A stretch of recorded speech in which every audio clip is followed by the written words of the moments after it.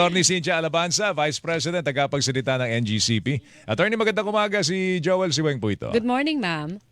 Yes, good morning, Joel. Good morning, Weng. Ma'am, advance happy holidays po sa inyo and Oo. Merry Bakit tayo Christmas. magtataas ng Sa inyo rin transmission? po. Oo. Magtataas ba tayo? Oo. Hindi po for Oh. transmission this Oo. month. Ang tinitingnan ho namin for Luzon, let me just get my código. Opo. Opo.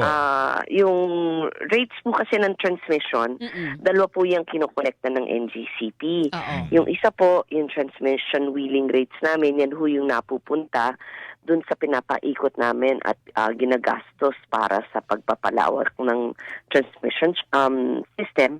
Tapos po yung pangalawa, yung tinatawag services Oo. na kinokolekta ho ng NGCP. Pero remit ho ng buong buo na Ay. generation company. Okay. Opo. So yung transmission wheeling rates, patuloy naman po ang pagbaba nito. From our previous billing po, bumaba ho siya dito sa patuloy ho ang pagbaba niya. Ang average rates ho natin for Luzon, for transmission, bumaba ho ng 25.25 pesos or 20.25 centavos per kilowatt hour.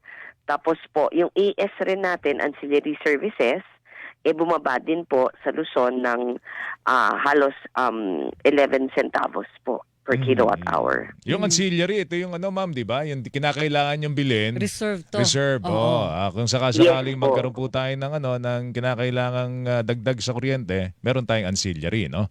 Yes po, yung pantawid natin habang nagre-respond po ang Pero merkado. ang problema rito, di ba ma'am Cynthia, miski na hindi mo magamit ito, babayaran pa rin ng consumer to eh. Tama ba?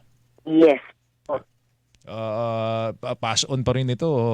So, ang nililiyan ko Tama. lang, yung announcement ng Meralco na increase by December, wala ditong factored in na transmission rates, Ma'am Cynthia.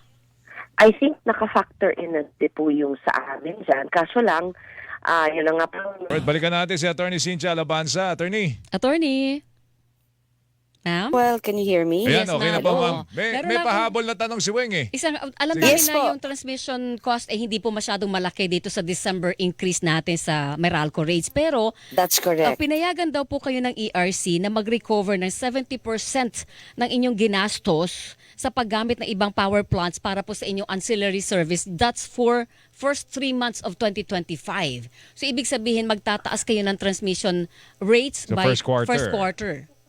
Yes, that's correct po. Yun yung sinasabi kong ancillary services na ang napupunta po yan dun sa generation company.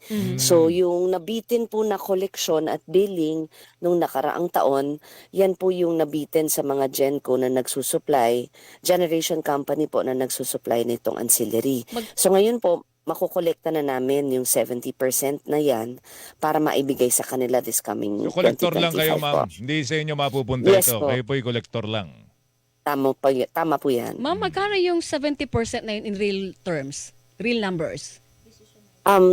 Di ko lang po masabi kung ano yung magiging translation per kilowatt hour pero nasa 5 billion ho ata yung hindi na kolekta. Yun ang Nung i-recover panahon nyo sa na yun. 3 buwan.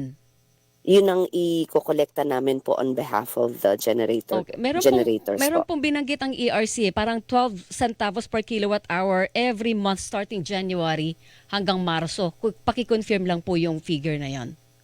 Kasi po ang naniningil niyan eventually po sa consumers isang Meralco.